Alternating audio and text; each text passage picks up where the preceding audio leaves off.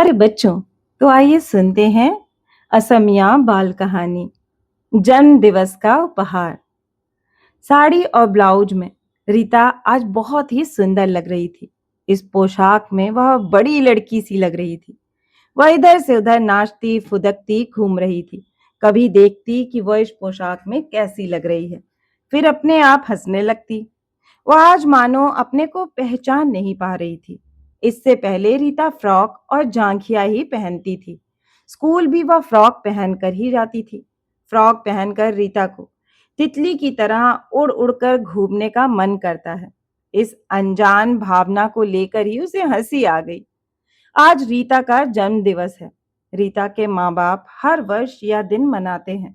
उसके लिए यह बड़ा ही आनंद का दिन है। जन्म दिवस पर प्रतिवर्ष उसके लिए नए नए फ्रॉक पहनने को मिलते हैं। इस वर्ष रीता की माँ को कुछ नयापन सूझा। उसका यह देखने का मन हुआ कि साड़ी और ब्लाउज में रीता कैसी लगेगी। रीता को भी इसमें बड़ा आनंद आया। यह दिन मानो उसके लिए प्यार पाने का दिन है। इस दिन नए नए फ्रॉकों, जांघियों के साथ साथ नए चप्पल भी मिलते हैं। खाने पीने की चीजों की तो बात कहनी ही नहीं है। उसकी सभी सखी सहेलियां आकर उसे घेर लेती हैं, आनंद मनाती हैं। इन सब को रीता की माँ बड़े लाड प्यार से खिलाती पिलाती हैं। विदा होते समय रीता को नाना प्रकार के उपहार तथा शुभ आशीष मिलते हैं। आज वह स्कूल के चौथे घंटे में ही छुट्टी लेकर आ गई है। अपनी प्रिय दीदी उषा, साधना तथा प्रतिमा को वह दावत देती आई थी। अपनी कक्षा की सभी लड़कियों को भी उसने बुलाया है। ये शाम को आएंगी। आज उसके लिए समय मानो आगे बढ़ता ही नहीं है। उसकी माँ और चाची रसोई बनाने में लगी हुई हैं। उसके पिताजी बैठक को सजाने और आवश्यक सामग्रियों को जुटाने में लगे हुए हैं। शाम तक तीनों दीदियां आ गईं। उसकी कक्षा की सहपाठिनें भी एक एक कर प्रायः सभी आ गईं। उनके साथ सारा समय आनंद में बिताया और खाने पीने के बाद सभी चली गईं। इन सहेलियों से उसे बहुत बहुत उपहार मिले। किसी ने कलम दिया तो किसी ने अंगूठी, किसी ने कीमती फ्रॉक के कपड़े दिए। इस प्रकार के उपहारों से उसकी मेज भर गई। सांझ होने को आई। उसकी सभी साथिनें चली गई थीं। अंत में उसकी कक्षा की सबसे शांत सुशील लड़की अड़िमा आई। अड़िमा और रीता एक ही कक्षा में पढ़ती हैं, पर उनमें ना बहुत दोस्ती और ना ही दुश्मनी है। अड़िमा की पोशाक भी साधारण है। चप्पल बहुत कम पहनती है। कक्षा में हो चाहे कक्षा के बाहर, वह बहुत कम बातें करती है। पढ़ने में तेज न होने पर भी बिल्कुल खराब भी नहीं है, मध्यम है। रीता ठहरी, बड़े घर की लड़की। इसी कारण रीता का अड़िमा के साथ संपर्क कम है। हाँ, बड़े घर की बेटी होने का उसको कोई अभिमान नहीं है। अड़िमा अकेली आई है। उसका घर रीता के घर से बहुत दूर नहीं है। अड़िमा को आती देख रीता आगे बढ़ गई और उसे पकड़कर एकदम अपने कमरे के भीतर ले गई। रीता की माँ भी उसे जानती है। माँ ने प्यार से उसे जन्मदिन की मिठाइयाँ खिलाईं। उसने भी आनंद से खाया। विदाई के समय संकोच के साथ कागज से लपेटी हुई एक किताब अड़िमा ने उसे दिया।